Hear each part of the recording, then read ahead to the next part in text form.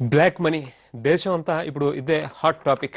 Leaders నుంచి బడా business men వరకు అందరినీ టెన్షన్ పెడుతున్న అంశం కూడా. మొదటి లిస్టుని కేవలం 3 పేర్లతో కోర్టుకు సమర్పించింది కేంద్రం. ఇప్పుడు 627 మందితో కాసేపటి క్రిందటే సుప్రీంకి జాబితా సమర్పించింది కేంద్ర ప్రభుత్వం. 3 పేర్లతో తొలిసారి ఇచ్చిన లిస్టుపై సుప్రీంకోర్టు మండిపడింది. పూర్తి వివరాలతో పేర్లని సీల్డ్ కవర్లో బుధవారం సమర్పించాలని ఆదేశించింది. సుప్రీంకోర్టు ప్రధాన న్యాయమూర్తి జస్టిస్ హెచ్ఎల్ దత్తు నేతృత్వంలో justice Ranjana Prakash Desai, justice Madan B లోకూర్లతో కూడిన ధర్మాసనం ప్రభుత్వ వాదనలపై ఆగ్రహం వ్యక్తం చేసింది. విదేశాల్లో బ్యాంకు ఖాతాలున్న వారిని రక్షించాలని మీరెందుకు ప్రయత్నిస్తున్నారని ప్రశ్నించింది. దర్యాప్తు తరువాతే పేర్లను వెల్లడిస్తామన్న అటార్నీ జనరల్ ప్రతిపాదనని ధర్మాసనం తోసిపుచ్చింది. నల్లకుబేరుల జాబితాని బయటపెట్టాల్సిందేనని, దర్యాప్తు విషయం కోర్టు సిట్టు చూసుకుంటాయని చెప్పింది. ప్రభుత్వం ఈ కేసుని దర్యాప్తు చేస్తే ఇప్పుడప్పుడే తెగదని కూడా అభిప్రాయం వ్యక్తం చేసింది సుప్రీంకోర్టు. విదేశాల్లో నల్లధనాన్ని దాచుకున్న కొద్ది మంది సంపన్నుల పేర్లని ప్రభుత్వం బయటపెట్టడంతో అసలు ఈ నల్లధనం మొత్తం ఎంత మేర ఉండొచ్చు అనే దాని మీద ఆసక్తి నెలకొంది. ఈ జాబితాలో బడా నేతల నుంచి పెద్ద పెద్ద బిజినెస్ మెన్లు ఉన్నారు. ఈ లిస్టు ఏకంగా 700 దాకా ఉండడంతో భారీగానే నల్ల డబ్బు ఉంటుందని చెప్తున్నారు విశ్లేషకులు. మరోవైపు కేంద్రం కోరుకున్నదే ప్రస్తుతం జరుగుతోందా అంటే అవును కాదు అని 2 సమాధానాలు వినిపిస్తాయి. బ్లాక్ మనీ లిస్టుని విడతల వారీగా బయటపెడదామనుకున్న కేంద్రానికి సుప్రీంకోర్టు సడన్ గా షాక్ ఇచ్చింది. నల్లకుబేరుల లిస్టు మొత్తం బయటపెట్టాల్సిందేనని తెగేసి చెప్పడంతో కేంద్రం డిఫెన్స్ లో పడింది. అయితే ఈ అంశం ఎన్డీఏ సర్కార్కి ప్లస్ అనే చెప్పాలి. ఇక మైనస్ విషయానికి వస్తే ఈ నల్లబాబుల జాబితాలో బీజేపీ నేతల పేర్లుంటే కేంద్రం సెల్ఫ్ కోల్ చేసుకున్నట్లే అవుతుంది. ఇదే అంశం ఇప్పుడు కేంద్రానికి ముందు నుయ్యి వెనుక గొయ్యిలా మారింది. ఫారెన్ అకౌంట్ హోల్డర్స్ లిస్టు బయటపెడితే కాంగ్రెస్ పార్టీ గడ్డు పరిస్థితి అనే వాదనలు వినిపిస్తున్నాయి. కేంద్ర ఆర్థిక మంత్రి అరుణ్ జైట్లీ వ్యాఖ్యలే దీనికి ప్రత్యక్ష ఉదాహరణగా చెప్పాలి. బ్లాక్ మనీ ఈ ఫారెన్ అకౌంట్స్ లిస్టు బయటపెడితే కాంగ్రెస్ పార్టీకి ఇబ్బందికర పరిస్థితి వస్తుందని అంటున్నారు. అంటే నల్లబాబుల జాబితాలో కాంగ్రెస్ పార్టీకి చెందిన నేతల పేర్లు ఉన్నాయనే వాదన కూడా వినిపిస్తోంది.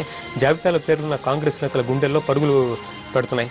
ఈ లిస్టులో బీజేపీ నేతల పేరున్నాయన్న వార్తలు వినిపిస్తున్నాయి. ఇదే కేంద్రానికి కాస్త ఇబ్బందిగా మారిందంటున్నారు రాజకీయ విశ్లేషకులు. మొన్న 3 పారిశ్రామికవేత్తల పేర్లు బయటపడడంతో మిగిలిన వారు ఇప్పుడు తెగ టెన్షన్ పడుతున్నారు. తమ పేర్లు బయటపడితే జైలుకు వెళ్లడం ఖాయం కావడంతో తెగ హైరాణ పడుతున్నారు. బ్లాక్ మనీ లిస్టుపై మరింత సమాచారం మా ప్రతినిధి ప్రసాద్ ఇస్తారు. ప్రసాద్, మొత్తం ఎంతమంది పేర్లతో సుప్రీంకోర్టుకి జాబితా సమర్పించారు? ఇప్పుడు సుప్రీంకోర్టు ఈ లిస్టుని బయట పెడుతుందా లేదా అనేది కోర్టు అభిప్రాయం మేరకు ఉంది. అయితే కోర్టు మరి దర్యాప్తుకి సిబిఐ పురమాయించొచ్చా, లేక ఇప్పుడున్న సిట్టే దర్యాప్తు చేయొచ్చా? ఈ లిస్టులో ఎవరి పేరు అంటే అభిప్రాయాలు ఏమైనా వినపడుతున్నాయి? సీల్డ్ కవర్లో అయితే సమర్పించారు. ఈ లిస్టు బయటకు వచ్చే అవకాశాలు అసలు ఏమేమి ఉన్నాయి ప్రసాద్?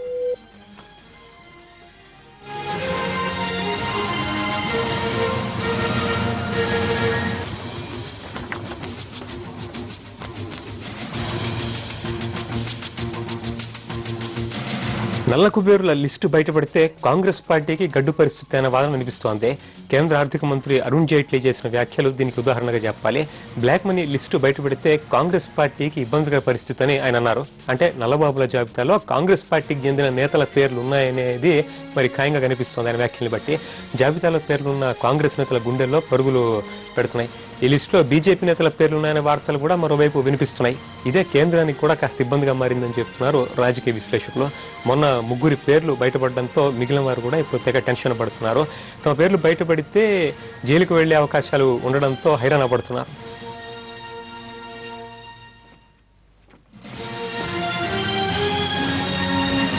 విదేశాల్లో నల్లధనాన్ని దాచుకున్న కొద్ది మంది సంపన్నుల పేర్లని ప్రభుత్వం బయటపెట్టడంతో అసలు నల్లధనం మొత్తం ఎంత మేర ఉండొచ్చు అనే విషయం మీద ఆసక్తి నెలకొంది.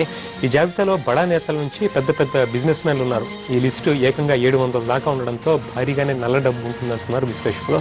మరోవైపు కేంద్రం కోరుకుందే ప్రస్తుతం జరుగుతుందా అంటే అవును కాదు అనే 2 సమాధానాలు వినిపిస్తాయి. బ్లాక్ మనీ లిస్టుని విడతల వారీగా బయటపెడదాం అనుకున్న కేంద్రానికి సుప్రీంకోర్టు సడన్ గా షాక్ ఇచ్చింది. నల్లకుబేరుల లిస్టు మొత్తం బయటపెట్టాల్సిందేనని తెగేసి చెప్పడంతో కేంద్రం డిఫెన్స్ లో పడ్డట్లయింది. అయితే ఈ అంశం ఎన్డీఏ సర్కార్కి ప్లస్ అని చెప్పాలి.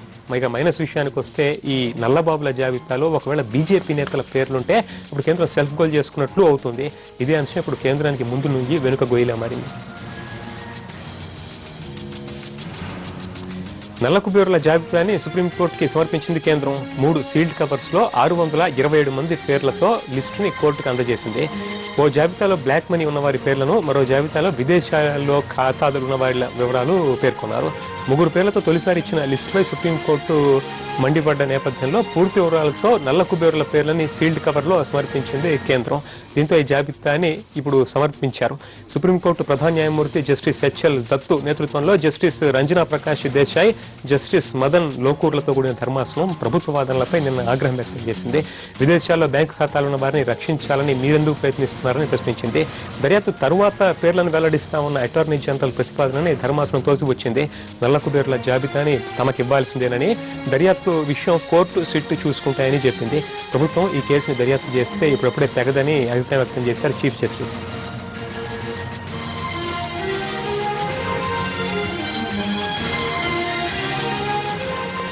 విదేశాల్లో నల్లధనం దాచుకున్న కొద్ది మంది సంపన్నుల పేర్లని ప్రభుత్వం బయటపెట్టడంతో అసలు మొత్తంగా ఈ నల్లధనం ఏ మేర ఉండొచ్చు అనే దాని మీద ఆసక్తి ఏర్పడింది.